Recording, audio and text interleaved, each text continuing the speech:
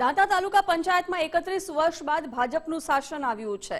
ચૂંટણીમાં ભાજપ અને કોંગ્રેસ વચ્ચે ટાઈ પડી હતી, જો કે કોંગ્રેસના મહિલા સભ્ય ગેરહાજર રહેતા ભાજપની જીત થઈ છે। પિંકીબેન ચૌધરી ફરીથી પ્રમુખ તરીકે ચૂંટાઈ આવ્યા છે। સમગ્ર દાંતામાં ભાજપના સમર્થકોમાં ઉત્સવનો માહોલ છવાયો છે। કોંગ્રેસના પૂર્વ પ્રમુખ દ્વારા ભાજપ પર ગંભીર આરોપ લગાવવામાં આવ્યા। હાર બાદ કોંગ્રેસના જૂથમાં નિરાશાવાદ જોવા મળી રહ્યો છે।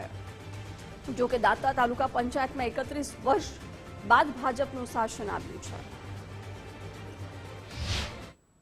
31 વર્ષ પછી સ્પષ્ટ બહુમતીથી વિજય થયો છે ભારતીય જનતા પાર્ટીનો।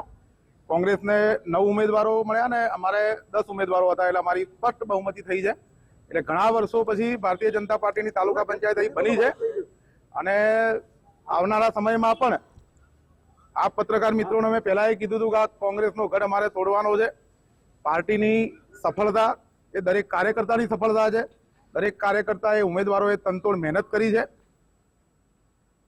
વિગતો મેળવીશું સંવાદદાતા શક્તિસિંહ પાસેથી। શક્તિસિંહ, કોંગ્રેસના મહિલા સભ્ય ગેરહાજર રહ્યા અને ભાજપની જીત થઈ હતી। 31 વર્ષ બાદ તાલુકા પંચાયતમાં ભાજપનું શાસન આવ્યું છે। ચોક્કસથી વાત કરવામાં આવે તો જે દાંતા તાલુકો છે, દાંતા તાલુકામાં 2 ભાગ થયા છે। પહેલા હડાદ તાલુકાની રચના થઈ છે, દાંતા તાલુકાની રચના થઈ છે।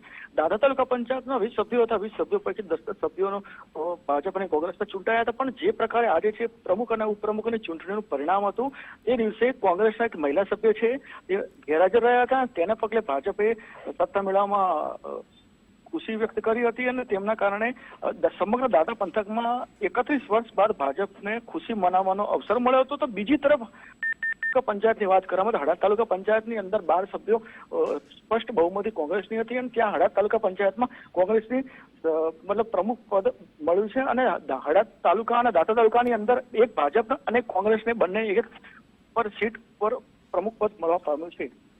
જી શક્તિસિંહ, આભાર જાણકારી માટે।